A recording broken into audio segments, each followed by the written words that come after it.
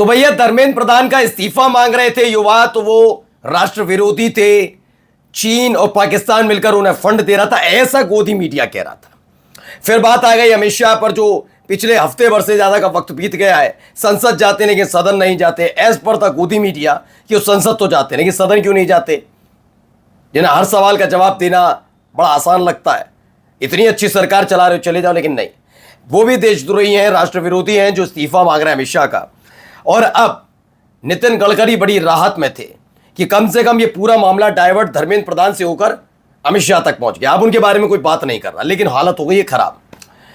पहले ये मसला था कि सड़क पर उतरकर विरोध प्रदर्शन हो रहा था, लेकिन अगर ये विरोध प्रदर्शन मंत्रियों के घर तक पहुंच जाए तो, जी हां, ये बात पहले से अमित शाह को पता थी कि लोगों में गुस्सा इतना है, छात्रों पर हुई बर्बरता और छात्रों पर बर्बरता के बाद वादा खिलाफी कि छात्रों पर कार्रवाई नहीं होगी, उसे वादा खिलाफी करके जो उन्होंने छात्रों को गुस्सा मोल लिया है, इसका खामियाजा भुगतना पड़ सकता है। इसलिए फिलहाल अमित शाह के घर की सुरक्षा बढ़ाई गई। मैं भी कहता हूं ठीक बात है, ये होना भी नहीं चाहिए। लोकतंत्र में उन्माद उत्पात इसकी कोई जगह नहीं।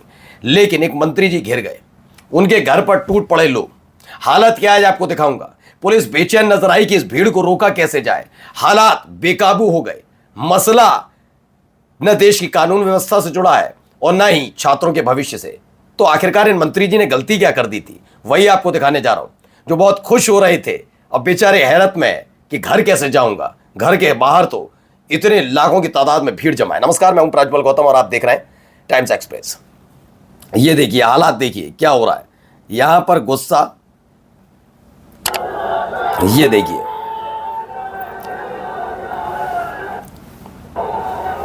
लोग पहुंच गए, बैरिकेड लगाना पड़ा, भारी तादाद में लोगों की मौजूदगी।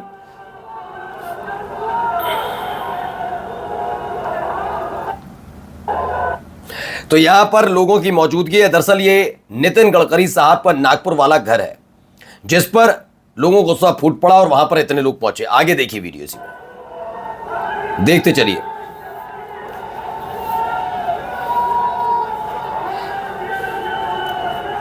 जिसे देश की जनता के लिए गले की फांस बनाना चाहते थे मंत्री जी, E20 एथेनॉल को, वो एथेनॉल फिलहाल मंत्री जी के लिए गले की फांस बना हुआ है। अपने आप को जबरदस्ती देश का सबसे ज्यादा बुद्धिजीवी, सबसे ज्यादा विकास करने वाले मंत्री के तौर पर स्थापित करने का पूरा प्लान धराशायी हो गया। मुझे याद है नितिन गडकरी साहब का भी 1 महीने पहले दिया गया बयान, जिसमें उन्होंने आगे आकर बड़े मुस्कुराते हुए कहा था कि आज मैं बहुत खुश हूं। खुशी इस बात की कि अभी अभी मैं साइन करके आया हूं 100% एथेनॉल वाली फाइल पर।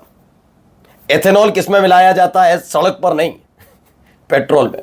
लेकिन जब फजियत होने लगी तो कोर्ट पहुंच गए और कहने लगे कि सुनिए जज साहब, मुझको, मेरे बेटों को बदनाम किया जा रहा है। मेरे पास, चूंकि मैं सड़क परिवहन मंत्री हूं, तो मेरी जिम्मेदारी सड़कों की है, पेट्रोल से मेरा कोई लेना देना नहीं, वो तो हरदीप सिंह पुरी के पास है। तो मुझे क्यों घसीटा जा रहा है? 1 महीने पहले कुछ और कह रहे थे, आप साइन किस लिहाज से कर रहे थे? देश को गुमराह करने की जो नीति रीति बना रखी है ना इन लोगों ने। लेकिन इसमें एक कहानी और बता दूं, इसमें आप अगर बीजेपी के खासतौर पर मोदी शाह वाले समर्थकों को अगर जोड़ते हैं कि उनकी बदौलत नितिन गडकरी ऐसे, तो नहीं। जो मोदी शाह गुट के नहीं है, उनके समर्थक और नेताओं की बदौलत नितिन गडकरी में इतना कॉन्फिडेंस आया कि वो लगातार एक के बाद एक बयानबाजी करते चले गए। बहुत कहा गया ना कि ऐसा मंत्री, अगर पूरा मोदी मंत्रालय में देखा जाए, मोदी कैबिनेट में देखा जाए, तो एक ही मंत्री है, मोदी जी भी कुछ नहीं है उनके सामने। ये बहुत कहानियां चलाई गई। अब गडकरी साहब ने जो काम करने शुरू कर दिए, उसके बाद जनता ने कि तौबा तौबा, सारे मंत्री एक से, कोई नहीं बच रहा इसमें से। हालत देख लीजिए, आगे देखिए इसी वीडियो को।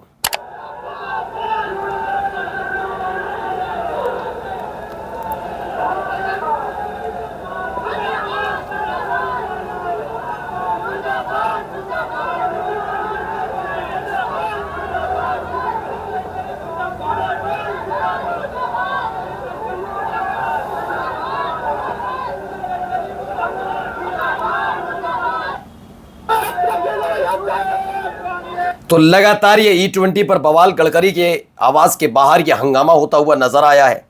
भारी तादाद में लोग न केवल जुटे, बल्कि हालात आपके सामने हैं, किस तरह की स्थिति वहां बनती हुई नजर आई। आगे आपको दिखाते हैं, देखिए क्या है।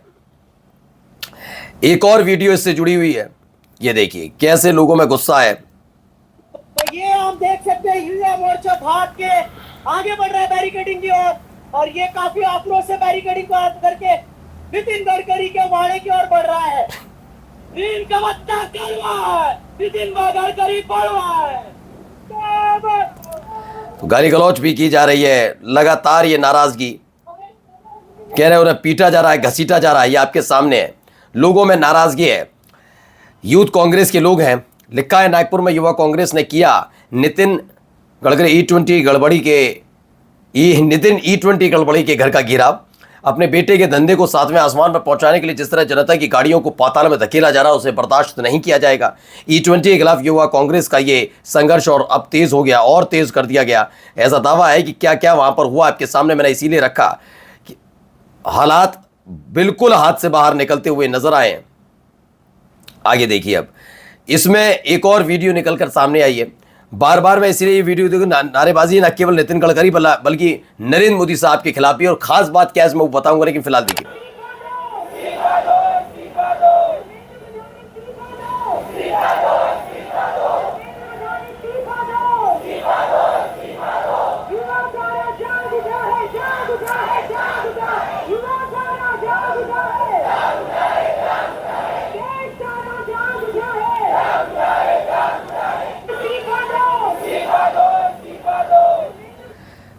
तो दरअसल ये नागपुर में पीएम के खिलाफ भी नारेबाजी हुई है, विरोध प्रदर्शन से हड़कंप मच गया है, आरएसएस की चिंता बढ़ गई है। दरअसल नागपुर का जहां ये प्रदर्शन हो रहा है, खास बात ये कि वो पूरी तरह से आरएसएस का गढ़ कहा जाता है। यहाँ पर मतलब सोचिए आरएसएस पूरी तरह से हावी है, और वहाँ पर अगर इस तरह का प्रदर्शन हो तो ये वाकई टेंशन वाली बात आरएसएस और बीजेपी दोनों के लिए है कि वहाँ जो आपका मजबूत गढ़ है वहीं पर आपके खिलाफ इतनी भारी तादाद में लोग उतर आए। अब तक ये पूरा मामला, मैं फिर कहता हूं कि किसी भी प्रदर्शन, किसी भी आंदोलन, चूंकि वो लोकतंत्र का हक है, अधिकार है, लेकिन हिंसा नहीं होनी चाहिए, किसी को उकसाना नहीं चाहिए, तमाम चीज़ों से बचना चाहिए, और सरकार को भी थोड़ा लिहाज बरतना चाहिए। लेकिन सरकारें अपने खिलाफ उठती हुई आवाज़ों को कुछ ऐसे ही दबाती नहीं।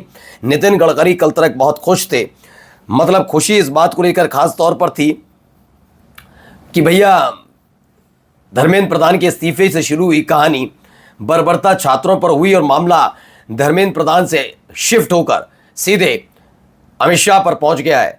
पहले से ही देखा जाए तो मोदी शाह गुट अलग है और नितिन गडकरी का गुट वो आरएसएस गुट के हैं, तो ऐसे में तब्दीलियां रहती हैं कि चलिए ठीक है ये हो रहा है। लेकिन अब नितिन गडकरी की टेंशन बढ़ रही है और मोदी शाह वाला गुट खुश नजर आ रहा है इस मामले में, कि ऐसी स्थिति बनती हुई नजर आ रही है कि वहां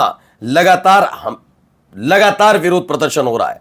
और ये E20 वाला बवाल अब बहुत बड़ी गले की फांस बन गया। ये मत सोचिए सिर्फ नितिन गडकरी के लिए, बल्कि ये पूरी की पूरी मोदी सरकार के लिए गले की फांस है, क्योंकि जनता इस मामले को लेकर भी बहुत नाराज चल रही है। छात्र वो भी इस देश में मतलब देखा जाए तो अच्छी खासी किसानों का भी एक अपना है, लेकिन गाड़ियां अमूमन सभी के पास हैं। ऐसे में जो छात्र से नहीं रिलेट कर पा रहे थे, जो आंदोलन जो सीधे किसानों से रिलेट नहीं कर पा रहा था, लेकिन इस आंदोलन ने वाकई पूरे देश को एक साथ लाकर खड़ा कर दिया। नमस्कार।